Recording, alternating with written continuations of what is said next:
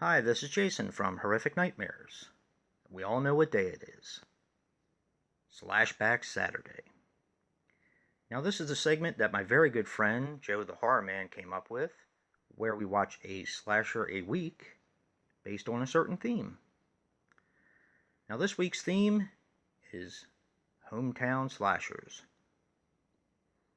This is where we watch a slasher based on or filmed in our own hometown. Now, this one was a really tough one. This is the toughest one yet for me. I know I basically say that every week because there's usually a lot to choose from, and I try to choose something that's a little bit off the beaten track. Not so much this week. See, I live in Maryland. Maryland is not exactly known for movies and film. Basically, the only thing I can remember that was filmed here was Die Hard 3, parts of it. Also, House of Cards, the Netflix series.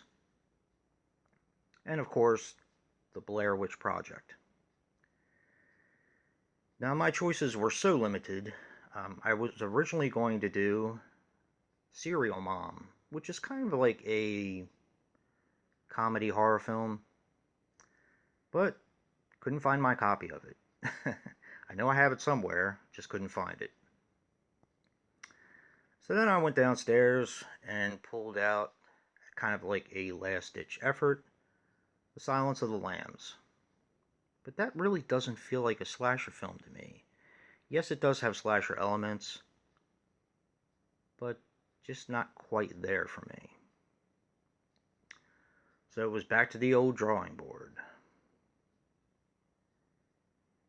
I did find a movie that I had in my collection, surprisingly enough. And the movie is Hunting Humans.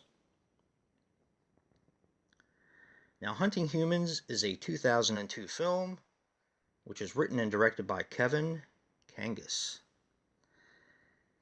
Now, he was responsible for, and these movies I've actually heard of, I've only seen one.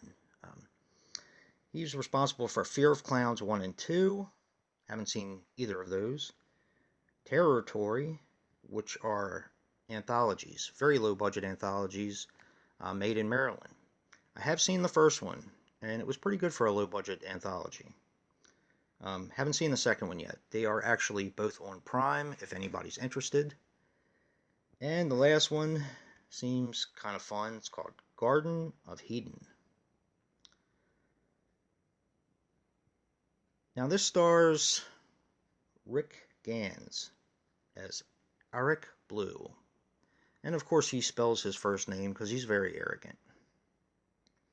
A-R-I-C. Aric Blue. This also stars Bubby Lewis as Marv Adams and Lisa Michelle as Barb. Now this came out, like I said, in 2002, and this kind of feels a little bit like American Psycho. This is about Aric Blue. He is a serial killer, and he basically narrates the entire story. Kind of tells you how he's killing people, how he goes about it, what their patterns are. It's interesting. You have to keep in mind this is very low budget. This film is very low budget. But as I was watching it, I started recalling more and more of it. And I actually didn't mind this film. Now here's the twist on this film. As I said, he is a serial killer who's basically narrating the story and telling you how he's killing. But now he's being stalked by another serial killer. And that's about as far as I'm going to go.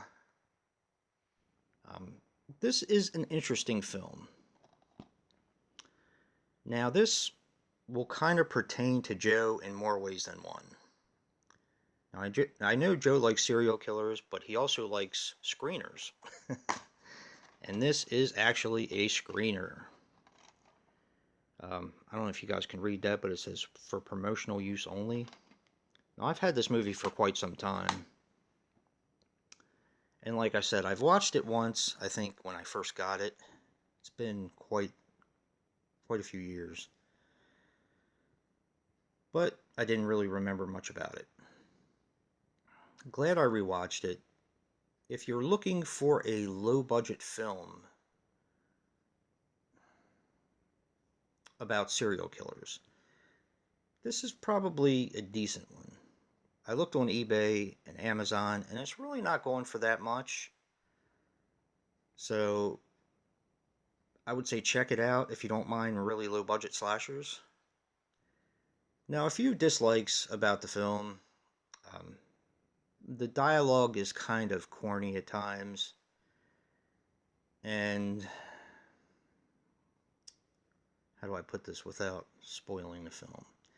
There is a banter at the end between the two serial killers, and it is absolutely ridiculous and really, really got on my nerves.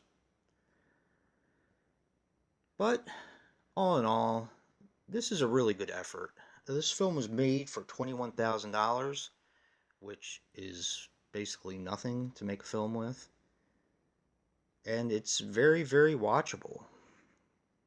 You can tell it's very low budget, but it does play it does play in the field with the big boys. I'll give it that. Now, the most interesting thing about this film. Adam Leroy Lane is a convicted serial killer in real life, and he was dubbed the Highway Killer because his crimes were committed near the highway. Now, apparently he drove a big rig, and in his rig he had a portable DVD player. When the police caught up to him, he had 4 movies in the truck, which were Predator, Alien vs. Predator, Dead Stop, and Dark Side. But his favorite movie, which was in the DVD player at the time, was Hunting Humans. And he did confess that he did try to live his life like the lead character, Arik Blue. I thought that was pretty interesting. Yeah, pretty interesting fact there. But, do I recommend this film? If you are really into serial killers, I think you will get some enjoyment out of this. If not, I would probably say skip it. There are some really neat bits in here where he talks about his killings and how he does it. And it's very... You could tell the guy did a lot of research when he wrote this film. So, I would say if you're into serial killers, or if you're curious, want to know how they think and how they tick, definitely give this one a shot. And if you like what you see in here, hit that like button and subscribe. And until next time, peace.